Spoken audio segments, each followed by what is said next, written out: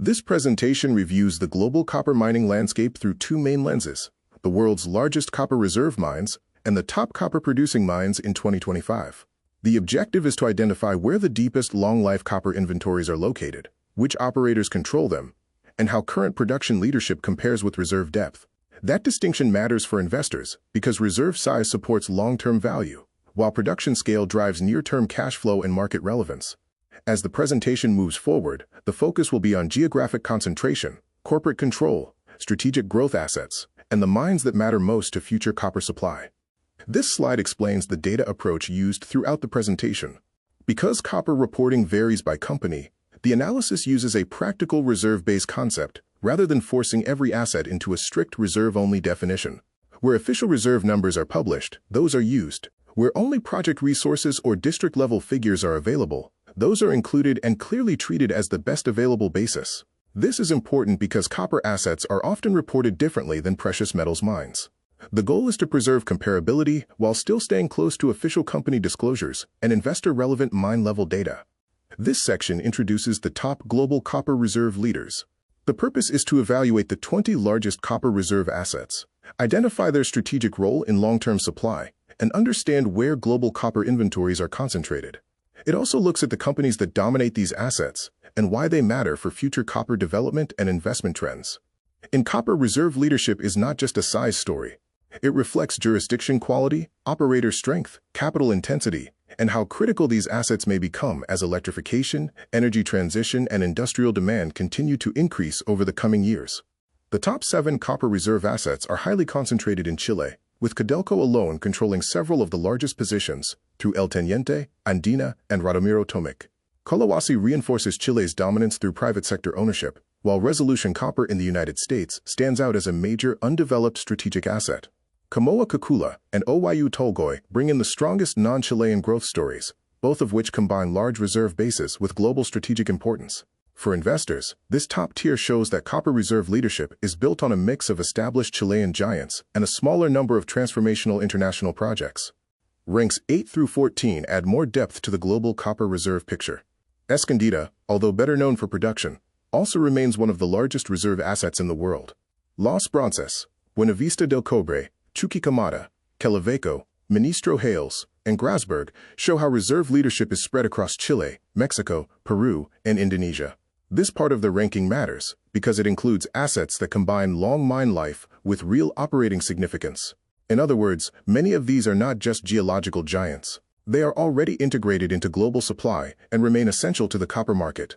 The final reserve ranks include Antamina, Cerro Verde, Cobre Panama, Morenci, Los Pelambres, and Kansanshi. These are still very large copper assets, but they differ significantly in current strategic value. Some, like Antamina and Cerro Verde, are major operating contributors today. Others, like Cobre Panama, highlight how a world-class reserve base does not automatically translate into near-term output if permitting or political issues intervene. This slide reinforces a key investment point. Reserve scale is necessary for long-term importance, but actual value depends on whether those reserves are operationally accessible and supported by a stable regulatory environment. This slide highlights Chile's central role in global copper reserves. Chile holds an unmatched concentration of deep, long-life copper assets, and that leadership is anchored by Codelco, Escondida, and Collahuasi. Codelco's state-owned position is especially important because it controls multiple reserve-heavy districts at once.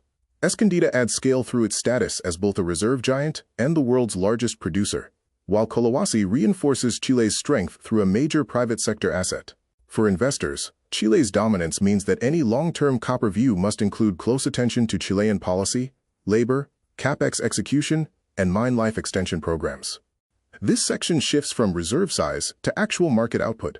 The top copper-producing mines in 2025 are the assets that matter most for current global supply balance, and they reveal a different ranking than the reserve table. Production leadership reflects not only geology, but also throughput, recoveries, operating efficiency, and execution. This matters because some huge reserve assets are still in development or constrained, while some producing mines have lower reserve rankings but much greater short-term economic significance.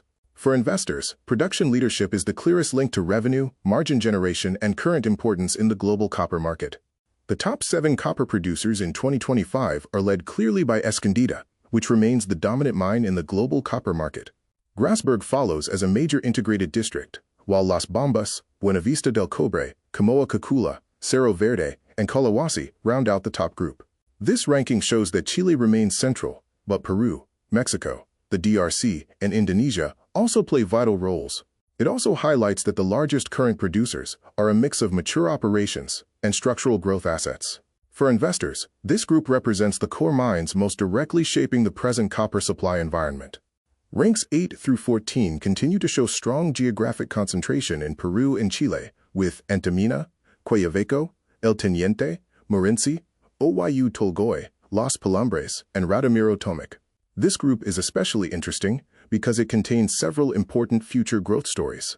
Quellaveco and Oyu Tolgoi remain strategic expansion assets, while El Teniente and Los Pelambres reflect the importance of long-life legacy mines.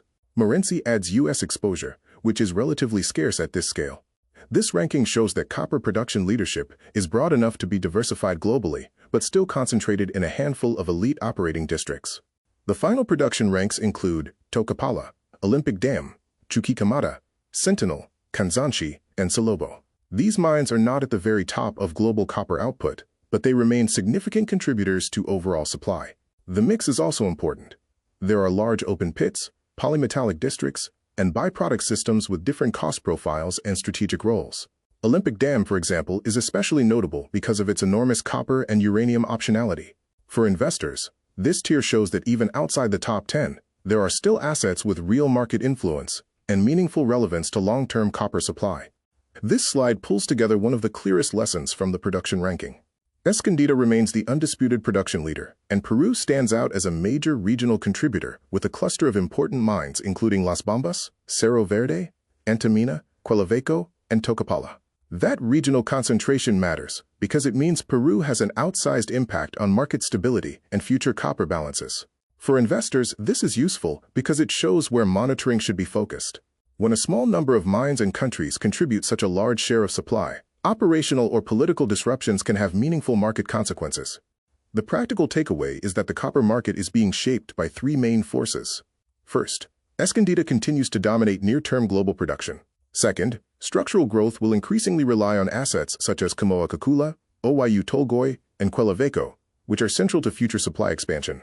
Third, there are major reserve-heavy assets, like Resolution and Cobre Panama, that are strategically important but not current production drivers. For investors, that creates a useful framework. Current market leadership comes from existing giants, while future upside depends on whether major growth and non-producing assets can be advanced successfully. This slide summarizes the primary data sources behind the presentation. The analysis relies on company annual reports, reserve and resource statements, mine guidance, and selected high-quality industry summaries where mine-level production rankings are discussed. The important point is that copper data is not perfectly standardized across all operators, so building a usable global comparison requires combining multiple official sources with disciplined interpretation. For investors, this reinforces the value of understanding not just the numbers, but also how those numbers are reported. Data quality and reporting format matter a great deal when comparing copper assets across different jurisdictions and operators. The final conclusion is that copper reserve leadership and copper production leadership overlap, but they are not the same thing. Chile clearly dominates the reserve side through Codelco, Escondida, and Collahuasi, while current production leadership is anchored by Escondida and supported heavily by Peru. Looking ahead, future supply growth is likely to depend on structural expansion assets, such as Camoa-Cacula, Oyu Tolgoi, and Quellaveco. For investors, the key lesson is to evaluate copper mines through both reserve depth and production relevance. That combination gives a much clearer picture of which assets matter most today and which ones matter most tomorrow.